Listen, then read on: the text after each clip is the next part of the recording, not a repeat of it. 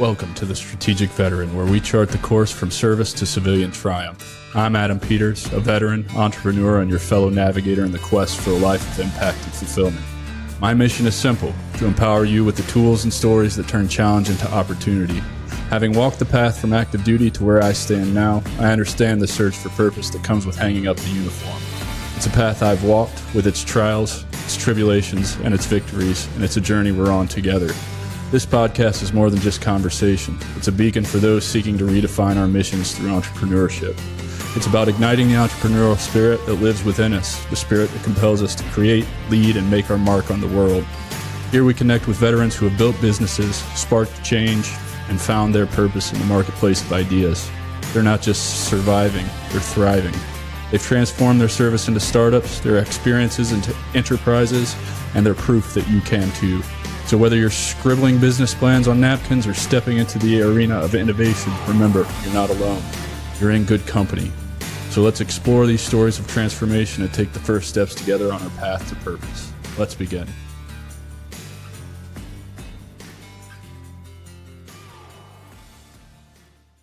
Welcome back to the Strategic Veteran Podcast. I'm your host, Adam Peters, and today we have the honor of speaking with George Emerson Hayworth, a dedicated leader and coach whose journey from military service to entrepreneurship embodies the core values of resilience, leadership, and personal transformation. George served 4.5 years on active duty as a field artillery officer in the Army, where he deployed to Afghanistan and gained a wealth of experience that shaped him into the leader that he is today. His commitment to service didn't end with his active duty. He continues to serve as an engineer officer in the Tennessee Army National Guard, achieving the rank of major later this year. George is the founder of Elite Sentinel Coaching, where he focuses on forging leaders and building legacies by helping men reclaim their ability to lead, and love their families. He's also the co-host of the Present Fathers podcast, a platform dedicated to empowering men to become better leaders in their homes and communities. Through his work, George is on a mission to create generational change by training men in authentic masculinity and leadership, using the lessons he's learned from his military experience, corporate career, and personal journey of healing.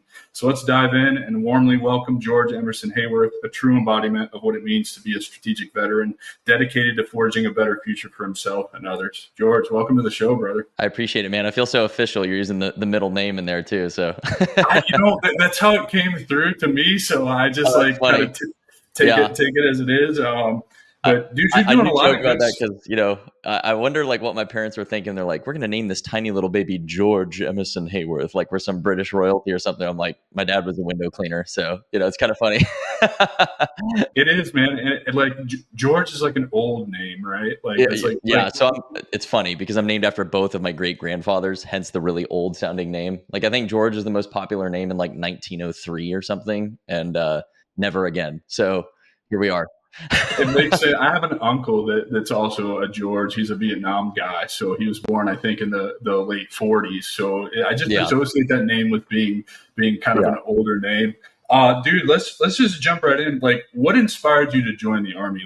Like what was it for you about the Army that was like, yep, I'm doing this? Yeah, it's two things. One, I was always like really enamored with the military. Even as a kid, you'd go to like the county fair, and of course there's like, they have like Humvees out there and 50 cals and all that kind of stuff. So I was always like, okay, military's pretty awesome. I was obsessed with like all the war movies and stuff growing up. So that always like, appealed to me. As I grew up, got a little bit older, high school age and everything, I was like, I think I really want to serve my country. Obviously 9/11 played a huge factor in that. I think it was in 7th grade when 9/11 happened. So pretty formative in my, growing up, country at war now. And I definitely wanted to be a part of something bigger than myself. I joined for all the idealistic reasons. Like I want to serve my country, do the right thing, be patriotic.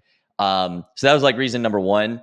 But now on the other end of this, like as a grown man with my own family who now like helps other men kind of master their own identity. If I'm really honest with myself, I think about 49% of my motivation to join the Army was to prove myself as a man. Because I was insecure, I was scared, I had all these, issues from my childhood, and that was kind of my thought. Oh, I'll fix myself through that. Didn't really work. That's not how that works. But that was definitely, in my, teenage young man mind, that was the way that I sought to prove myself as a man. And so I'm sure we'll get into that. But that actually set me up for a lot of crisis as kind of mid to late 20s, when the Army wasn't enough anymore, right? I was trying to fill a deep hole inside of me with the Army, and it was never going to fill it. So, yeah. That's so true, man, because I was 30 when I was medically retired. And Okay. you constantly trying to fill that hole. It took 8.5 years to figure out how Yeah. to fill that hole and whatnot. And I like that you pointed out, you did it for all the patriotic reasons or whatever, the serving something bigger than yourself. Ultimately, I think that's why we all did it. We all have a myriad of excuses as to why we did it, but it really comes down to there really is nothing more fulfilling than serving something bigger than you, right? Yeah. Yeah, I That's mean, all. because men need purpose, right? I think we're designed to want to accomplish something with our lives, right? And especially as a younger man too, that desire to prove yourself is a good thing. Like I don't want to twist, my personal experience and downplay the young masculine desire to kind of prove yourself in the world. You're supposed to do that, but it needs to be in a healthy balance, right? You're not doing it to then have all your identity wrapped into one thing. It's because it's just what you're supposed to do as a man, right?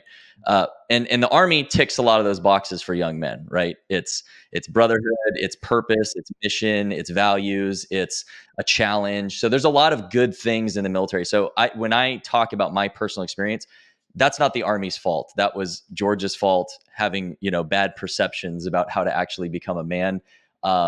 In a lot of ways, I'm immensely grateful to the Army because, quite frankly, I don't think I'd be standing here today able to do what I'm doing if it wasn't for the Army. So I just want that to be very clear for those out there. I'm not jaded against the military. I still serve in a part-time capacity, and I'm really proud of what I've done and who I've met and served with. I just think young men today need to learn more ahead of time on what really makes a man, because I think probably you and me have very similar experiences in that we probably didn't really get taught that very well. And so we've been looking for all these things to kind of fill that gap, and they were never going to do it anyway. So I just wanted that to be clear. Yeah, no, for sure. And I'm glad that you clear that up because I feel the same way. Like there's a lot of things I'm mad at the Army for, the taking advantage of kind of our stereotypical upbringings, right? Like I grew up in a broken home. I was bullied. Some trauma stuff that went on there, right? Like for me, it was very much a way out of small town America to travel and see stuff that I probably wouldn't have ever had a chance at seeing, because I would have fallen into the meth crap that goes on in Southern Indiana, right? But you speaking to that, like I am immensely grateful for the things that, the Army shaped me into today. And I, like you, wouldn't be sitting here having this conversation with you if it wasn't for the Army. So it's really cool that you put that together. In the little questionnaire that you filled out before you came on the show, you mentioned failing Ranger School was a pivotal moment for you. So how did that experience influence your approach to leadership and personal growth? And I'm sure it really affects what you do with Elite Sentinel Coaching now. I'm sure you learned a ton of lessons in that. I early in my career, I was supposed to be, on the track to Ranger Regiment. I was 11 X-ray Airborne Ranger kind of in my contract. That never executed, so I was pretty jaded. Ended up being really young going to selection. Was a 21-day non-select, right? Like learned a lot of lessons in that. And so I can relate to what you're talking about with Ranger School, but obviously in your own words, what did you learn from that experience? Yeah. So I actually think that was one of the best things that's ever happened to me, which sounds very counterintuitive, right? Failing this prestigious school that earns you a lot of respect and kind of proves you're a little bit a cut above the rest, right? Failing that was actually the best thing to happen to me early in my career. And so I like to use this example because this isn't just a military thing. It's any young man setting out, and you've worked really hard for something and it doesn't come to fruition. We now have a choice. It's either going to define us and shatter us, or we're going to learn something from it and like carry on, right? And I think that's really what a huge part of being a man is getting back up to the next rep and learning how to own your failures and not like be embarrassed by them, but just make it a part of who you are.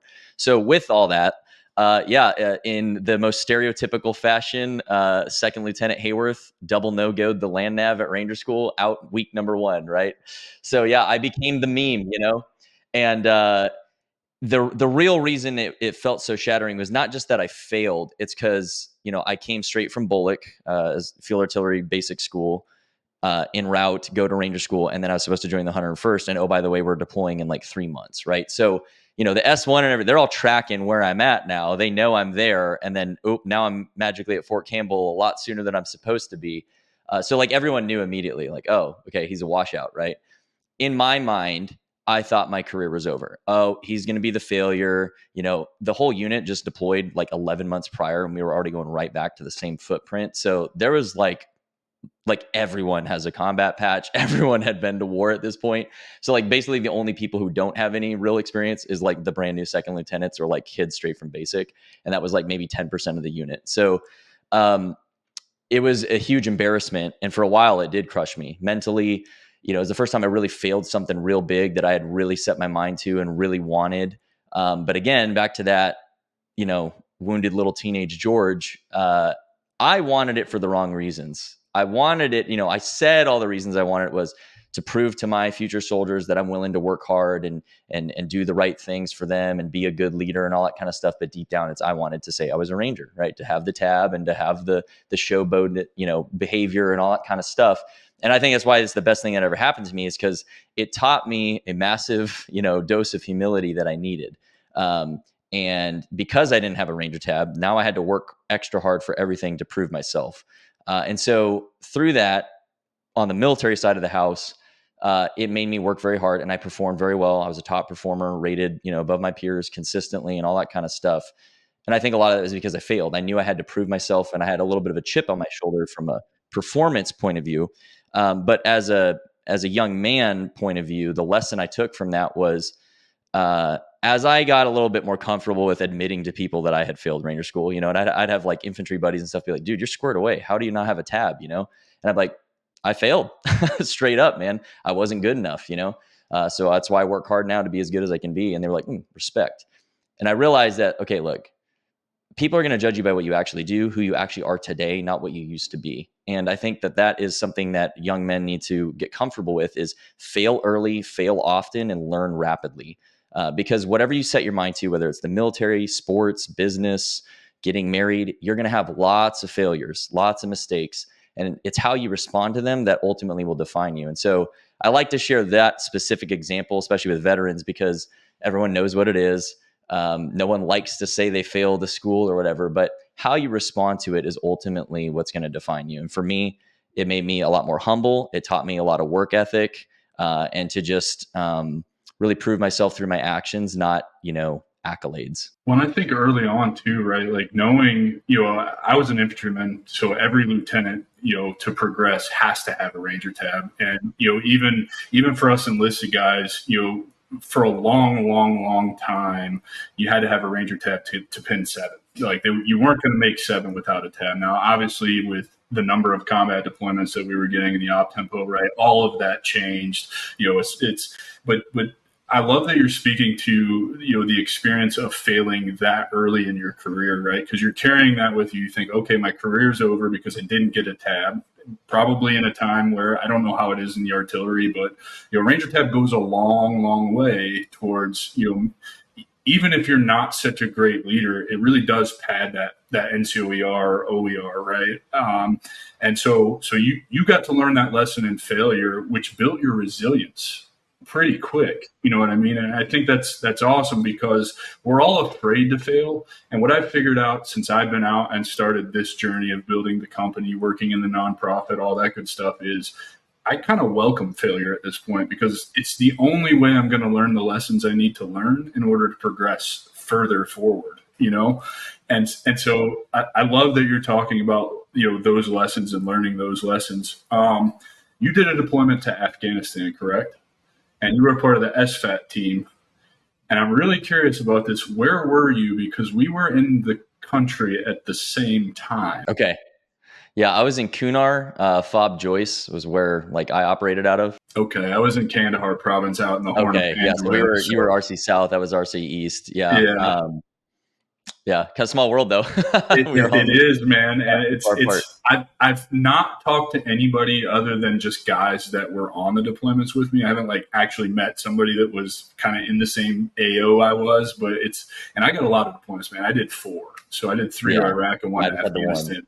Yeah, and it's always cool to talk to other guys that were in the country at the same time. So what was going on in RC East while you were there? It was pretty tame, actually. This was the period where all the rumor mill had started. Our OPSEC cracks me up. They'll tell us to not say anything, and then the division Facebook page is talking about troop movements and everything. But to that point, the enemy knew we were getting ready to kind of wind things down. Right. This is 2012 to 13. We've switched from doing like kinetic, company size movements to try and like take terrain from the Taliban to transitioning to purely an advisory role. And trying to get the ANA and all the different, Afghan police and everything to kind of take over the reins, right? So I think the enemy figured out pretty quick, like, we don't need to waste our time with the Americans. They're leaving anyway. Let's just kill the Afghans. So for us, it was actually kind of boring. I saw a little bit of combat, got shot out a few times, all that kind of stuff, but nothing to the level of like my same unit, the previous deployment, like 1 year apart. I mean, they made a movie about it called The Hornet's Nest. Okay. They basically showed up and it was like every day, like changing mags because you're expending that much ammo, So that was not my experience at all. That's kind of what I was expecting because I'd done my research knowing, hey, I'm going to the 101st, 1st Brigade. This is where we're going. Kind of did some research, like, holy crap, there's like 7 medals of honor that have been awarded from this one valley. Okay. Probably not a great place I'm going to. I better like prep. So I like mentally was expecting that and it kind of wasn't, which, in a lot of ways I was spared, right? I was spared probably a lot of things I didn't want to experience. I promise you were, because right. So like, I don't want to, I never want to to. represent myself as like, oh, I'm some, hard ass like war hero or whatever. I'm not. Okay. I saw enough to understand it and have a respect for those who have like really been through a lot. And I have tons of friends who went through way more than me. I mean, shoot, all the guys on my team had deployed 3 or 4 times. So, I was the newbie. I just shut up and colored and all that kind of stuff. But that team was an amazing experience, so failing Ranger School, now I deploy within like 3 months with these guys. And the team structure was loosely based on like a SFODA where it's about a 14-man team. It's very rank heavy and everyone kind of has to do everything. So I was like the team S1, the terp manager, the patrol leader, sometimes a 240 gunner at times, a Mark 19 gunner at times. Like I was like all the things. And so as a young lieutenant, that was just an incredible experience because I got to see every role. I got to gain mastery over all these different tasks and skills. And like when we came home, I was more experienced as a 240 gunner than most of my soldiers, so it was awesome because it empowered me as a leader a lot to have a lot of real experience. And beyond just the Army side of it, I learned so much about like being a man, right? Because these were tough guys who, depending on their branch, didn't really matter. They'd all deployed 3 or 4 times. I learned a lot. Just breathing and being with these guys all the time, and having to interface with the Afghans. And, like that was our job, was to go meet with the Afghan police like every single day and advise them and learn a new culture. So it was a really rewarding experience for me. And so I'm actually pretty grateful that, I was spared a lot of the kinetic side of the house because I think I learned a lot of really valuable lessons that have served me way beyond the military that, a gunfight isn't going to teach me necessarily. So it's weird to see the dynamics. So you were pretty bored up there in RC East. We were in the country at the same time. I'm in RC South out in the Horn and we're getting hammered, man. I mean, that was, for me, I don't know. I did so many deployments so close together that they all start to bleed together. But the Afghanistan deployment for me was my 4th deployment, and it just stands out in my mind so much more than the other ones because it was just a constant fight. It was a constant fight. We were constantly killing dudes. We constantly had dudes getting hurt, and so when you speak to that, and you experienced some things, but you didn't experience on the same level, but you experienced enough to understand, right? Like you didn't need to experience the full gamut of it to understand. Like it sucks, man. But also like being on that SFAT team and getting to develop all of those skills, man, what an awesome opportunity. Because for me, that deployment, I ended up in the training room because I had gotten hurt. And then, I was the TOC NCOIC and I was pretty bitter about it, right? Like I'm going to be a fucking fobbit. And I know, yeah. Right. But what I ended up learning was, man, if you really just lean into that role, shit, dude, I learned so much that bettered me for the rest of my career. I learned to see the bigger picture of now you're not just worried about squad and platoon movements, but you're worried about battalion and brigade movements and tracking all of that and seeing how all the assets work together. It was just like you said, like a humbling experience. Like, man, I really should have had a way more open mind about this experience. Mm-hmm. Um, Yeah, so well, it's funny you say that because, like, when I got, I'm an artillery officer. I wanted to go be a fire support officer attached to an infantry company and call in airstrikes. Like, because in the previous deployment, that's like all they were doing. Like, the PHYSOs and FOs were busy. And I was like, yeah, dude, that's what I want to do. That's like the peak experience as an artilleryman. And so when I didn't get assigned to that, and I was like assigned to an SVAT team, I was like, oh, it's just so gay. Like this is so weak. I'm going to be like some rear in the gear, all that kind of stuff. And I couldn't have been more wrong, man, because I actually still got to be an FSO because I was the only FA qualified lieutenant on the FOB. So whenever the infantry needed an FSO, guess who was it?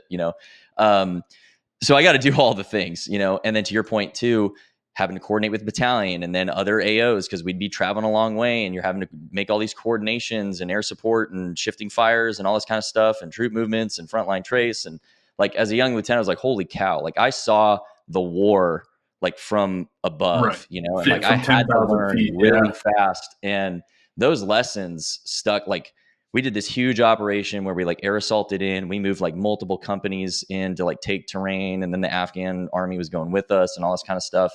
And, just going through the rehearsals for that, the execution lists and everything with all the pro words, for those who aren't aware, you've seen the movie Black Hawk Down and they're like, Irene, Irene, Irene. Well, you do that for like 1,000 lines of things that are going to happen, right? So like every pro word means something to everyone. And like fast forward now almost a decade going through like courses in the National Guard to like, progress in my career there.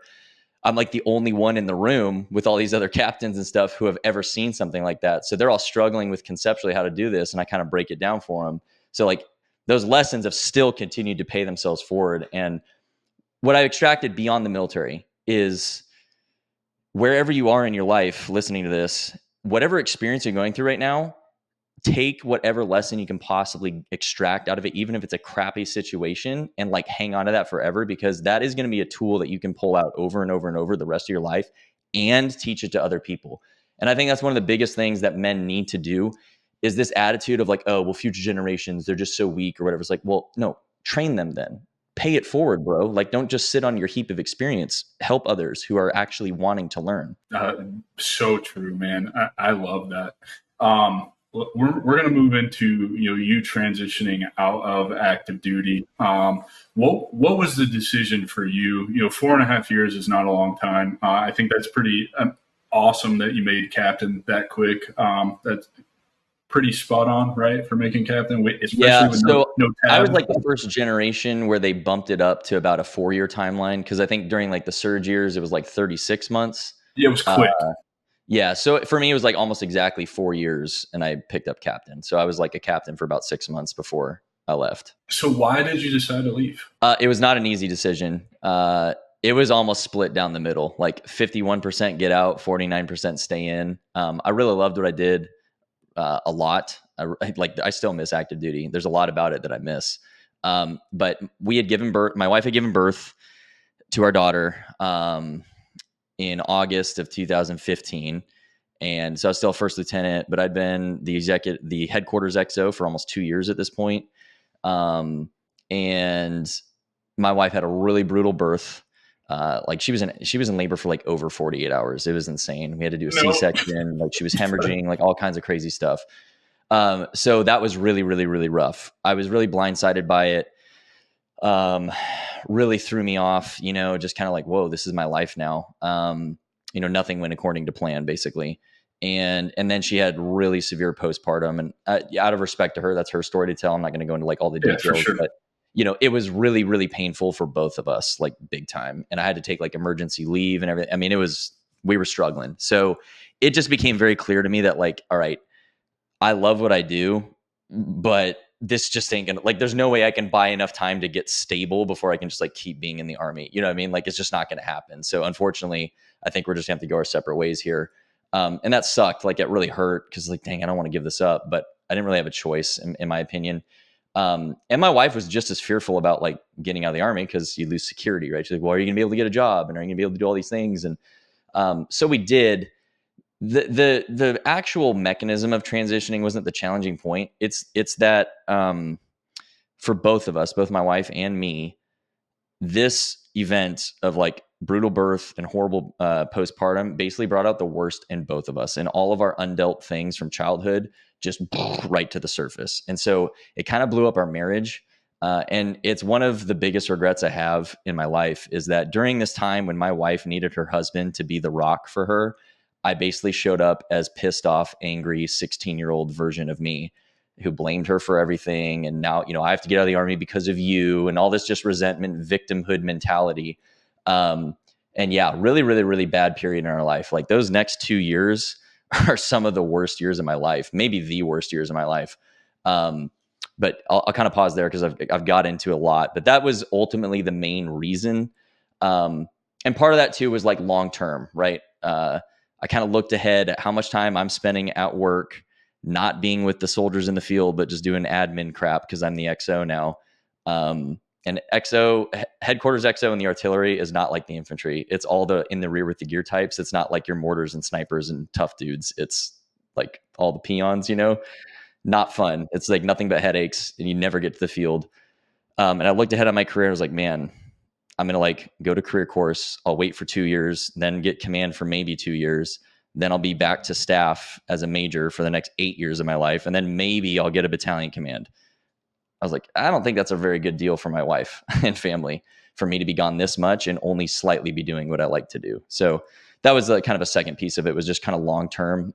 I don't know if that's a good trade-off. So do you think all of those 16-year-old George came out because of, in my opinion, for me, the biggest thing that I think we struggle with in the transition is, the military is really good at keeping us in that fixed kind of mindset, like one job, be the best at that job, complete that mission, right? So did you really know who you were as a person coming out of the Army, right? So it's the loss of identity and then that loss of purpose, right? That really kind of threw you back into 16-year-old angry George. I was back to 16-year-old angry Adam when I got out, and I had 13 years in the Army, So like for me, from 17 to 30 years old, all I knew was how to be an infantryman and go to war and come home and go to war and come home, So talk about that. Like, how did you get over losing your identity? How did you go about finding your purpose again to kind of bring yourself back to, that place, that headspace that you should be in to end up moving forward with your life and being successful? So I think what you just described, where the loss of identity from the Army was definitely a massive contributing factor. And I think this can happen to any man. It's not just a military thing. I think any guy who has, like, you could have been a football player in college, or you could have been this or that or whatever. When you hit that crossroads in your life where this thing that you've worked so hard for is no longer possible to you, like you broke your leg and now you can't do it or whatever, right? A man's going to have to wrestle with that. And if his identity was based off of the thing he did, it doesn't matter what your thing is, like you're going to struggle very similarly. And this is why like men are so the same. We like to think we're different, but we're not. Like none of us are special butterflies. We're all built the same. We have different personalities, but our core needs are identical. And when it comes to identity, most men today don't know who they are, because our identity, we're conditioned to think it has to come from something external. And it's not until like much later in my life I realized that no. My identity is who I choose to be, what I decide for myself. The programming I'm going to recite in my own mind, it's not the world's. So like I'm in the National Guard now, but that's not my identity. It's something I do. And when I do it, I'm all in, and I try and provide as much goodness as I can and be a great leader to those who need it, or just appear and help, cross-level my knowledge with others, whatever. In my other lines of work, when I'm there, I'm doing them, right? But it's not who I am. It's something I do because we are producers as men. So we should be productive in some way, but it doesn't make us who we really are. Long-winded answer, but getting back to like George personally, I was always looking to prove, I did not have a real identity as a young man. My parents split up when I was 16. It was a really brutal divorce. Without going too far into the weeds, because we'd be here all day. I was subjected to a lot of like emotional manipulation and emotional abuse, kind of got raised by women. So at a period in my life when I should have been really putting on the finishing touches of you're a young man going out into the world, I basically had nothing but confusion and fear. And so everything was projection. I was trying to prove how tough I am, and I burnt a lot of bridges because of that, right? I was just lashing out at the world. So that guy showed back up as soon as this thing that did give me some sense of stability disappeared. And I'd put all my eggs in I'm in a combat vet Army officer, and the second that basket was gone, it was like, ooh, I don't really know who I am now. Make matters worse.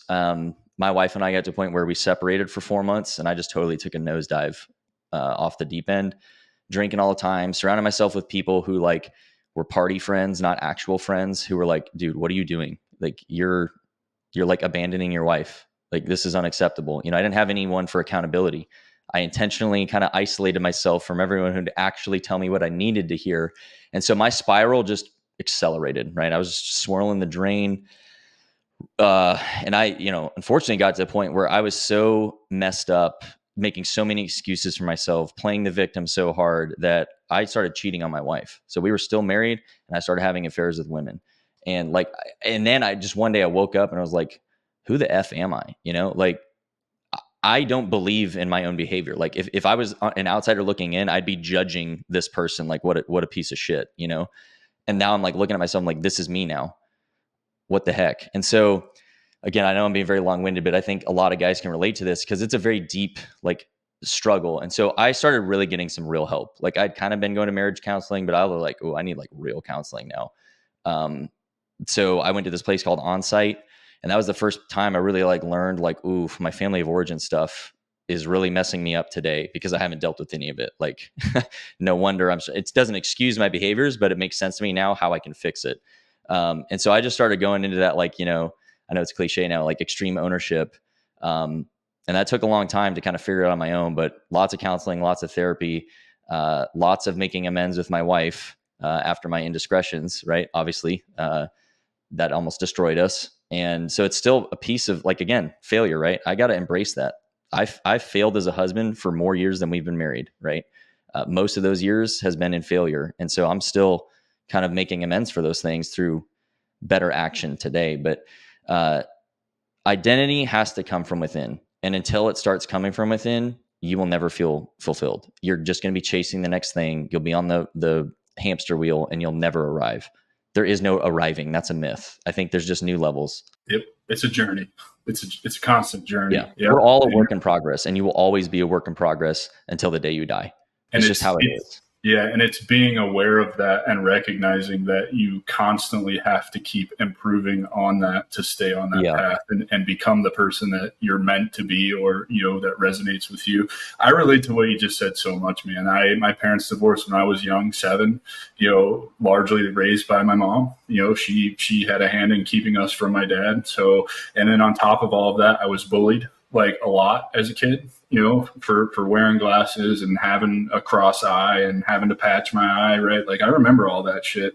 And I didn't know how much that actually affected me until I got out of the Army. And like you said, that all comes back and we don't know how to deal with it. So I absolutely relate to what you were saying. And I relate to your next step in this evolution in your transition too, is you got into corporate IT sales. I went into insurance sales as well, which was ultimately the path that led me, to entrepreneurship and founding my own company and all the work that I'm doing today. So how did you land in IT sales? It seems like a lot of us combat arms guys get out and it's like straight to sales. And I don't know if that's actually a good thing or not, because depending on where you land in the sales world, either you're going to get some really shitty advice and it's really going to make you jaded in that industry, or you're going to get some really, really good advice and you're going to go on and be really successful in that industry. So I'm curious to hear how it went for you, because for me, particularly in the insurance world, it was awful. I mean, I started knocking doors selling final expense to the poorest 1/3 of Americans.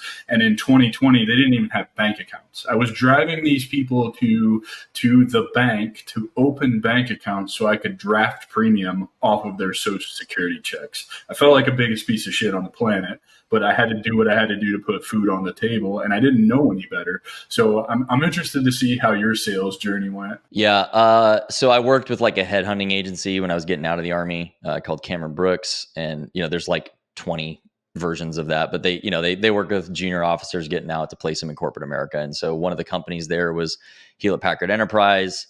I interviewed really well. I was one of their top picks. So it was a mutual fit. And the plan was, you're going to shadow like an experienced sales executive for like a year. You're going to be his little coffee getter and hold his briefcase and help him with the reports and everything. And they're going to teach you the ins and outs of the business. You're going to get to meet clients. You're going to like really see how this works. And then we're going to set you up to go like hunt your own accounts. Right. So it's supposed to be this like big training process, which makes a lot of sense, and they wanted to hire military people because they felt like the company was lacking like a strong base of people with like discipline and work ethic and all that kind of stuff. And most of the salespeople were kind of in their 50s by this point. So they're like, well, we can get a bunch of like 30-year-olds, and then that way we'll kind of have a good, strong base for the next generation type of deal. Pretty smart move, honestly, I think. So props to them for like coming up with this initiative. Well, my second day on the job is when they announced that our branch of the company was getting merged out of the company into another company. And so it became like Office Space overnight. Like, what is it you say you do here?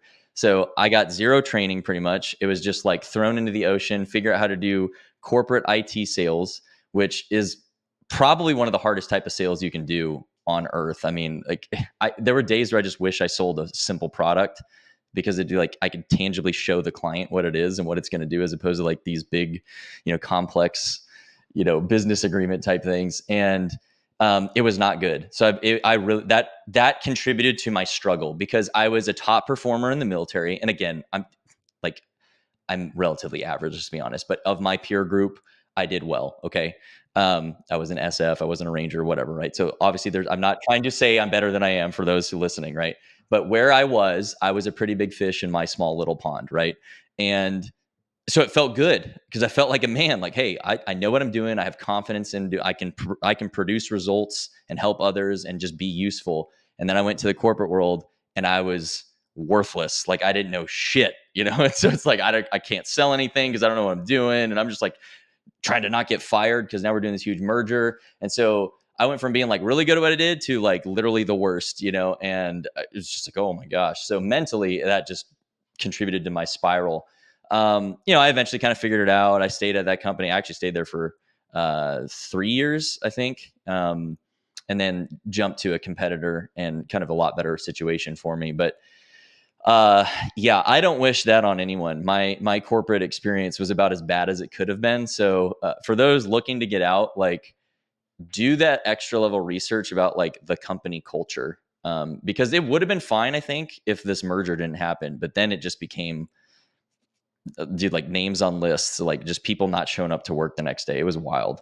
It was like the most brutal, corporate axe job, where they just like fire swaths of people at a time, or whatever they call it. It's not firing, it's workforce reduction or some corporate term. But yeah, it was not good. So definitely don't recommend that for anyone. And man, I feel like those stories, those really bad forays into the sales world are more common than they need to be, because I didn't know what I didn't know. I didn't know about chargebacks. I didn't know about, the different arms of the insurance industry, how insurance can be used to do other different things that actually help people and not take money out of their pockets just so you can make a buck. And yeah, I totally relate to that. And so, because of that experience, did that start the hamster wheel with starting your coaching business, or had you already been thinking about that? Eventually. I do want to go back to one point, because you asked about like, it seems to be combat arms guys. I do think there's a natural fit, right? And I've noticed this now, kind of living active duty, National Guard, and then of my cohort who were hired into the sales world, a lot of us were infantry, or Apache pilots or artillery or Marines, that, kind of a mix of combat arms guys. But then there was also a bunch of like intel analysts and all this kind of stuff. And the guys who were all combat arms branches did okay. Like we all did pretty good. We didn't like stress little details. We didn't sit in analysis paralysis. It's that whole like initiate movement, right? Like that just kind of comes with the territory with any combat arms branch, right? Infantry, artillery, armor, whatever it is, that's kind of just like a necessary evil of being in those branches. Like that's just the way it is. That serves you very well in sales, 100%. Like I think that is a natural fit because that mentality is the ultimate like foundation to have the drive to sell. The guys who were from other branches, man, they really struggled. And like we would almost joke about it. Like me and some of my buddies who were, infantry and stuff, we would be like, man, they really seem to struggle with that. That doesn't seem hard at all, And I do think it was how we were kind of, how we grew up in the Army or whatever. So it's not all bad. I don't want to like make it sound like it's all bad. I think there is a great place for combat arms guys to go into sales. There's a great book that I highly recommend called Integrity Selling for the 21st Century by Ron Willingham. And he goes very good into like the psychology of sales and how, to your point, you could be in an industry that maybe has kind of a negative connotation about how some people abuse the system because they're not really selling, they're extorting, But if you have integrity about how you sell, you can really love what you do and actually provide outcomes for people that do make their life better. And so that's really like what a real salesman is they produce value for a client and then they're compensated according to the value they create. They're not just hawking snake oil.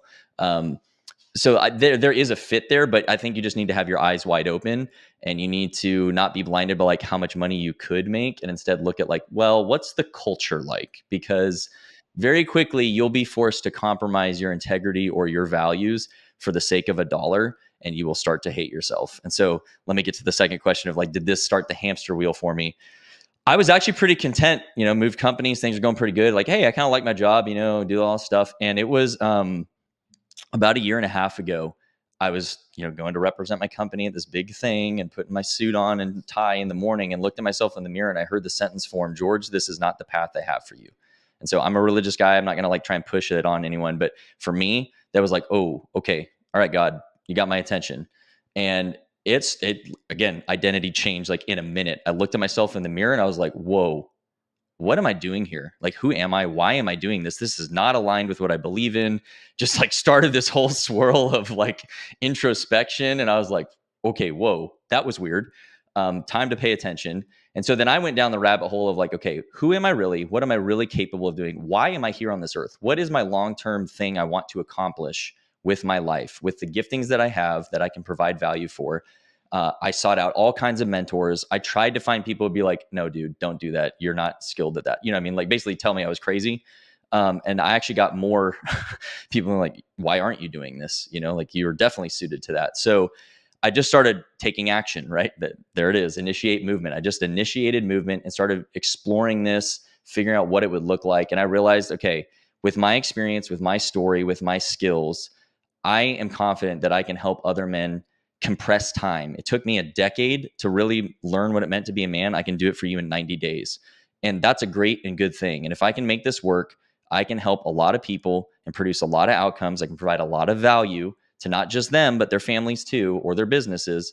And it excites me. I love what I'm doing. I love seeing another guy win because I was able to help him. It's like the most rewarding thing I can feel. So that started that journey for me. And that's where I am today. And that was a really long answer, but I feel like the context mattered a lot there. So no, it's great, man, because I remember being in a hotel room, putting on the business casual stuff. I'm not a business casual guy. Like, I had the fade still, the beard was actually trimmed. So it looked, decent. And I'm very much a tank top and Fabletics shorts guy. 90% of my meetings to this day are done in tank top and shorts, like long hair, right? And I heard a similar thing, right? Like I'm spiritual. I don't know whether I call it God or the universe or whatever, but I believe the universe leaves us clues. And I got that clue standing there looking in that full length mirror, like, what the fuck are you doing? This isn't who you are. This isn't, you don't like doing this. Like, so I left and ended up doing what I'm doing now. And I love that you kind of have a similar story, because it speaks to everything that you're doing in your business, and teaching people how to follow really their gut and what aligns with them and their core values and their beliefs, right? And so I'm really curious. This is the fun part for me. Let's talk about Elite Sentinel Coaching. Let's talk about how you landed on men specifically, and also like with the current atmosphere in society with the Me Too movement, and then the toxic masculinity movement and everything else that's going on. It's like, I've very much felt like if you pay attention to social media and media in general and everything that they're talking about, white males in their 30s, like we are public enemy number one. And before I took my trip to Peru and got the cheat code to really unlock life secrets and shit like that, I was in a pretty dark place, because I was attaching myself to all of that shit and like letting that consume me and feeling a certain type of way about that. So first of all, how did you have the balls to step up and say, this is what I'm going to do? And second of all, like, how has that been received, and have you had any pushback? So the reason I think I was able to, I don't even know if it's courage, quite frankly. It was like, I don't think I had a choice, right? And I felt my God was saying, you better do this or else, was like kind of the way it felt, and I was like, all right, time to execute. And so the reason I've had more confidence about it is it didn't like happen overnight, right? Let's be very clear. It's been a process. I've needed a lot of help to get out of my own way to become where I am today, right? It's a process. But I just started in a little bit of faith, like, okay, I'll start taking steps forward, see what this is, pressure test it, right? And every time I thought something was going to like shut me down, it actually was an opening door. And like people started coming out of the woodwork being like, hey, dude, I want to help you. Like, I see what you're doing. Like, let me help you. And then, I'm just so grateful to all these incredible guys who have like really helped me grow a lot as a leader, as a man. And so it just became kind of a natural shift. Like I got out of my own limiting beliefs of like, well, why me, right? I don't have like a special operations background. Who's going to want to listen to me? Right? I had all these limiting beliefs, like I'm not special enough. And then I realized it doesn't matter. So maybe some people are only attracted to those factors, right? Okay, I'm not their guy. But there will be plenty of guys who are like, okay, this dude can help me. And now I have the proof because I've been doing it long enough. But initially I realized like, okay, I need to get out of my own way. If just logically, let's play this out. If I'm a man of faith and I believe that my God is saying, do this, it's what I've called you to, is he going to let me fail? Like, what I mean? Like, so for me, I didn't really need like a ton of convincing necessarily. I just need a little bit of help to kind of push me in the right direction. But now that I'm there, I have the confidence to say these things, talking about like real masculinity and kind of being counterculture, not because I'm some like tough dude or whatever, but just because I love people too much. I love men too much to let them continue to suffer. Like I'm out of the matrix. Like I can see it for what it is essentially. And I feel like I need to help the right people unplug so that they can have the life I'm having now, and the like sense of peace inside themselves, their identity again. So for me, it's more about like the mission was so clear to me. The purpose is so clear to me. Like I don't have a choice. Right. And I forget the second part of the question. No, I like, did you get any pushback? Did you have to deal with the haters coming after pushback. you? Yeah, I mean, I'm not like some huge name yet, right? So the amount of hate I get is relatively small. There are people who really hate this message, and they love to post about it and stuff. Quite frankly, I ignore them. And what I've also realized too is I'm going to just speak the truth. And if it pisses people off, I don't care, because maybe it pisses 100 people off, but 10 guys will hear it and be like, I can free myself now. I know how to fix my life now. And so I'm finding the seekers. I'm looking for the men who are ready. And they just need the help to like get to the next level. So I've got a wide range of men I work with to this point. Some are like on the brink of divorce. Their life is in total shambles. Other guys are like, man, I'm killing it.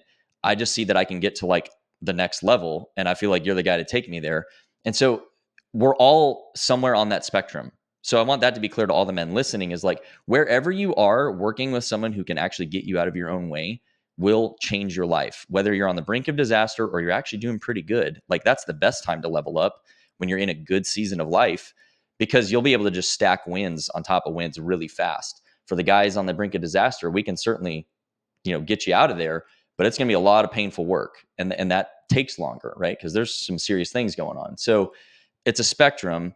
And I don't care about the haters because I'm too worried about saving those guys, helping those guys take back control of their own life and liberate themselves from all the pressures. Dude, these are such good answers because you and I, we basically live by the same philosophy. I had all the same doubts. Why me? I was a mediocre soldier, largely. If I had unlocked the things that I've unlocked to this day, I would have been a much better soldier. I know that, right? But you said earlier in the conversation, right? Like, who we were then doesn't define who we are now. And I'm in a much better place to step up and do the work that I've chosen to do to help veterans transition better, to do the nonprofit stuff. And instead of why me, it's like, well, if not me, then who? Right? Yes, that's it. If not us, then who? And I love you're kind of like, we have the same catchphrase, if you will. It's get out of your own way, because that's the biggest lesson I've learned over the last year, is that I was the one holding myself back from everything that I wanted. Everything that I wanted, I was standing in my own way. And so I use that routinely. Get out of your own fucking way. Just get out of your own way, because you are holding yourself up. It's nobody else. Take accountability for it, sit with it, and do the hard work to get past it. And so that leads us to the next question. And you talk about authentic masculinity. So what is authentic masculinity, and obviously in your words and the way that you view it, and why is it so important to really kind of put that label on it and show men what that means? Yeah. So we've talked a lot about identity. This is how you get there, guys. So it's 4 pillars of authentic manhood: king, warrior, mentor, and lover. And they all have to be equal. If you think of like the Greek, kind of Parthenon looking structure, the pillars have to be the same length, right? Otherwise that roof is going to fall.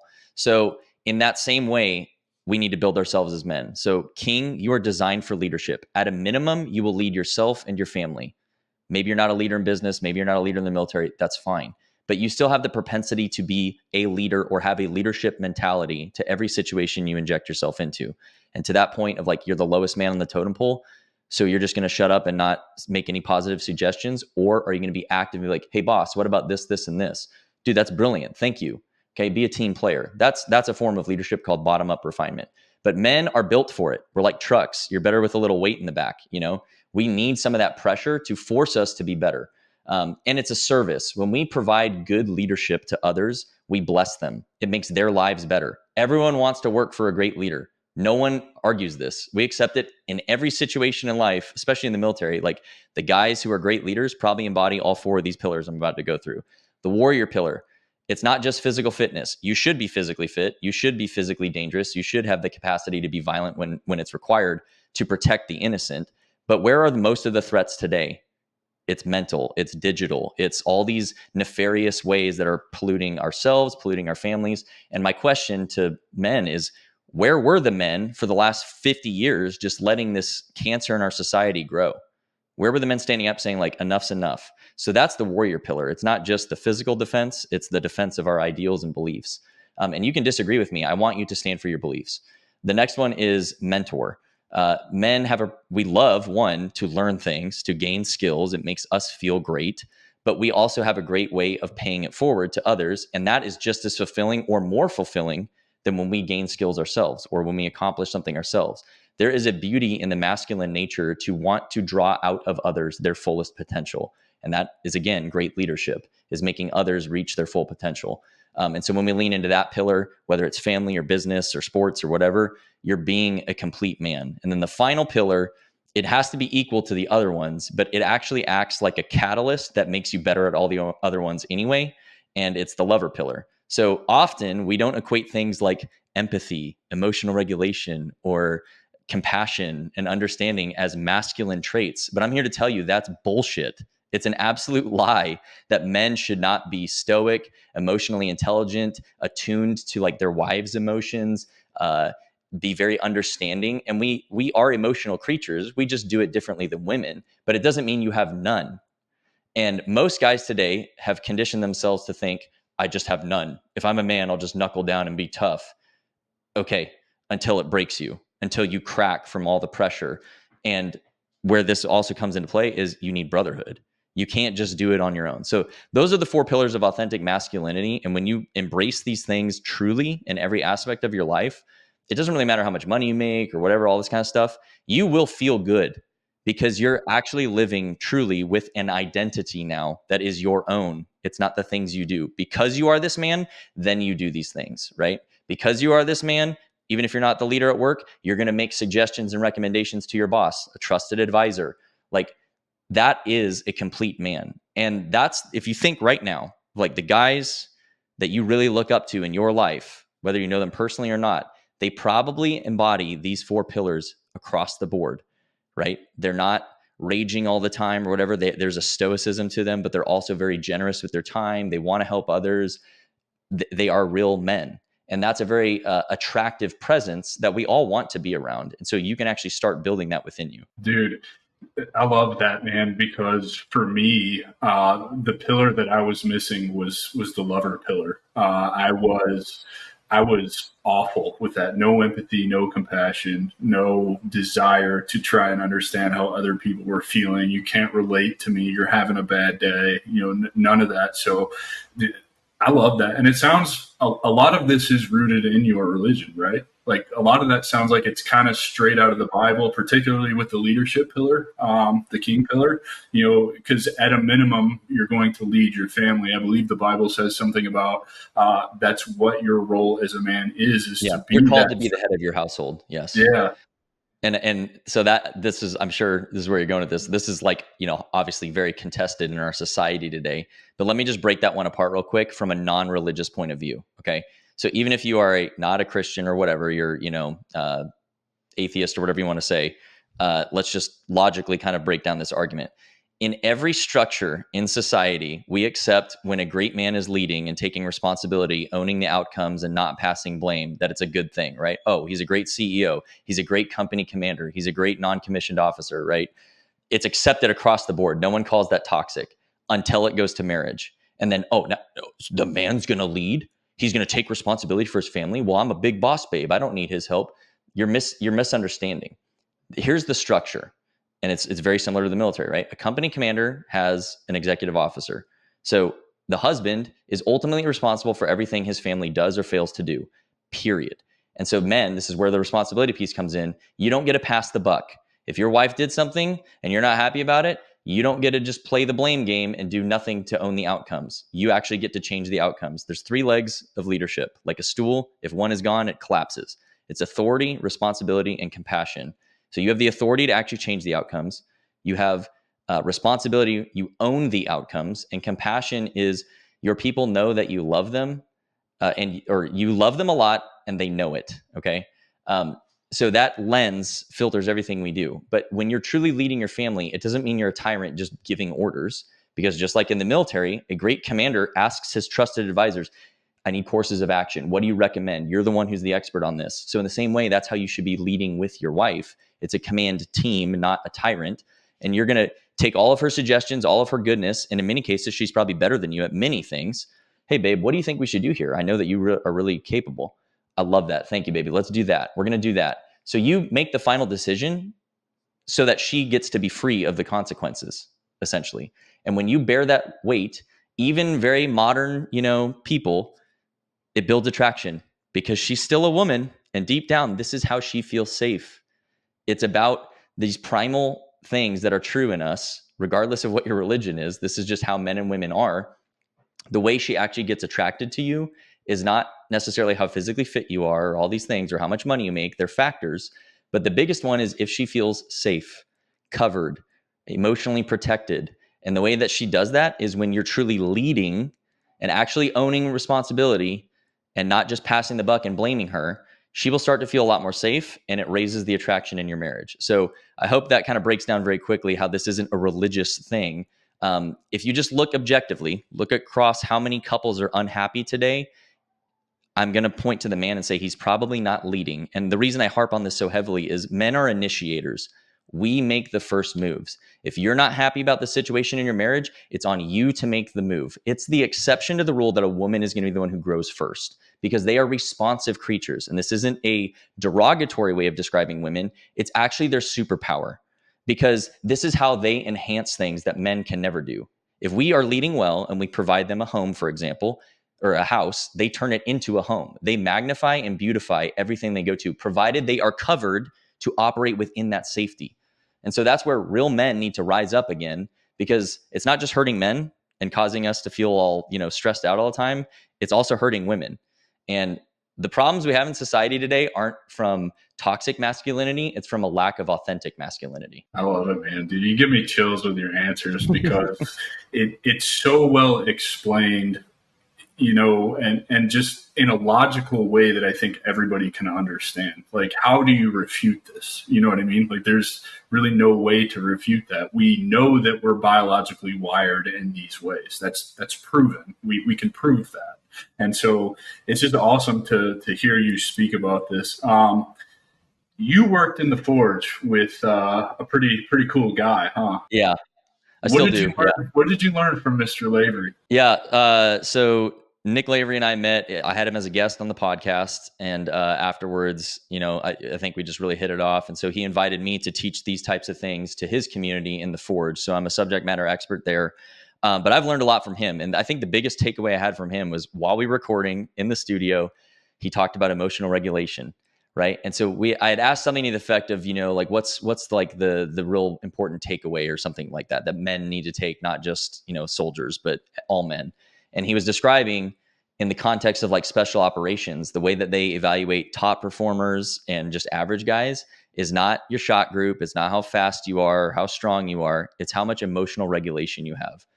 And in that moment, it like pierced me to my core of like, oh shit, George needed that one. That one was for me, because I realized how little I was actually having emotional regulation in my home, how much I was bursting out of anger or frustration. And if it's that important for special operations, how much more important should it be in our day-to-day relationships to have emotional regulation? And I realized, and this is the hard to swallow pill that most guys need to have and choke down, is the likelihood that your family is going to get hurt from physical harm is probably zero, very, very low in the modern world. The likelihood of them being hurt by your anger, outbursts of anger or rage, very high. You are the most dangerous thing in your own home. And until you get control of that, nothing in your life will change. Your family will not improve. Your relationship will not go from a dead bedroom to on fire until your emotional regulation is the norm. And so that is the thing I took away from him instantly. And the more and more that I've worked with him and learned from him and just kind of seeing how it plays out in other people's lives, I cannot recommend enough how important it is to have a stoic mindset as a man, like especially in the world we live in today of outrage and shit posting online and all that kind of stuff. Real men aren't doing that. Like real men don't have time for that kind of nonsense. That's what like little kids do. You need to be able to feel your emotions, take control of them, and then respond, not react. And as I've leaned into that heavily and been very brutal with myself of like, ooh, you dropped the ball there, fix that. My marriage has gotten stronger. My ability to parent my daughter is better. My friendships are stronger. My ability to speak with men like you is just that much higher now. And I just think it's the foundation for being a successful man today at whatever you aspire to do. Dude, I 100% agree with that because I've been working really hard on that the last year in my own home, right? Because I did have a propensity to react, not respond. Not to the level, that it was at one point, but it's like we talked about earlier. It's a journey. It's a work in progress. It's something that I always work on, right? And like one of my big ones now is road rage. For whatever reason, road rage gets me all the time. And I really do out loud with my wife in the car. I'll have an outburst like, you're a fucking idiot. What are you fucking doing? Learn how to drive. And it's like, wait a second, Adam, you can't do this. That's a reaction, not a response. You know what I mean? Like, and how does that serve me? Well, it doesn't. It doesn't. All it does is makes her uncomfortable. It scares her, right? Because I flip the lower switch. Her attraction for you. Because what happens in the female mind then is, oh, well, when is he going to do that to me? If he does it to this total stranger, when's it going to happen to me? And it's just we start entering thoughts in our wives' heads that we don't want to be there. It creates a wedge between us, even if it wasn't necessarily directed at her. Women are highly perceptive. They pick up everything on the emotional sense. It's their superpower, right? So we have to be very aware of that. And that's where a man who's emotionally regulated constantly probably has a wife who's very attracted to him. whatever other flaws he may have, because she just knows that she will be safe with him pretty much always. And the more that I've developed that, I'm not perfect. I lose my temper still. I make amends quickly.